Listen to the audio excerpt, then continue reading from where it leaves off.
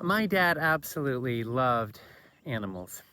And I think it probably started in his childhood with his cat, Licorice, who would comfort him.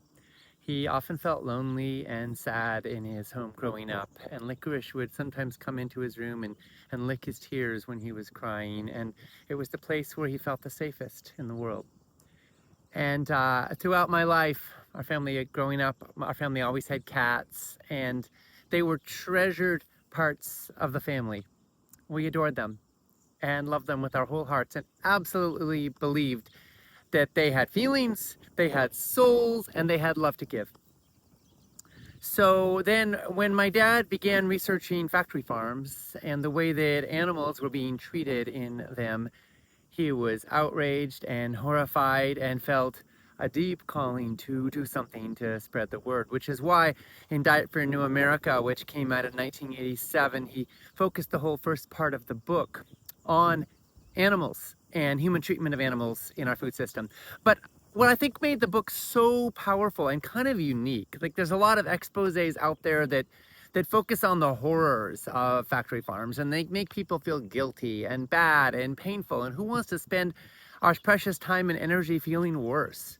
But he opened the book with a whole chapter called All God's Critters Got a Place in the Choir, about the human-animal bond and about animals as sources of love and brilliance in the world. And there were stories after stories of animals doing heroic, courageous, amazing things, often saving human lives and exhibiting love and kindness and heroism. And then each chapter, as he had a chapter on chickens and on pigs and on cows, also opened with a deep reverence for that animal and telling stories about them and looking at the qualities and the natures of these animals, how just like a mother hen, how hens nurture and love their young ones, how pigs are smarter than dogs, how cows are revered in India, and the wisdom and the simplicity and the steadiness of these gentle, big beings. And so our hearts would open as we read all of this, and then we'd learn about factory farms in that context. And there's something about this that I think is so profound for humanity today, because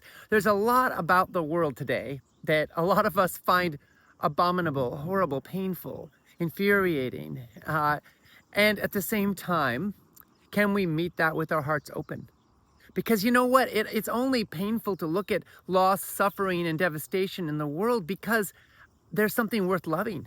There's something worth fighting for and cherishing and standing up for. And so I think my dad really stood for the power of love and compassion to awaken in us our own capacity to meet crisis with courage, with tenacity, because it means something, because our lives mean something, because injustice is only a problem because there is the potential for justice.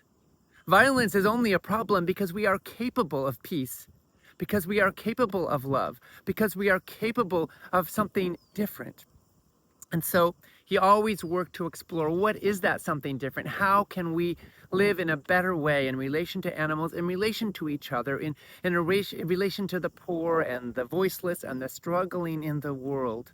And later in his life, I think he was also looking from a more therapeutic perspective at how we can love all of ourselves, all the different parts of who we are, and unfold that too in our circle of compassion.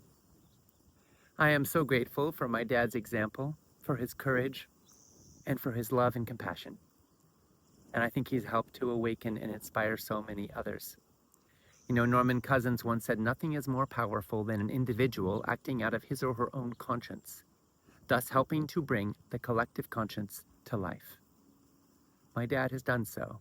He helped to bring the collective conscience to life. Now we all get to carry that legacy forward.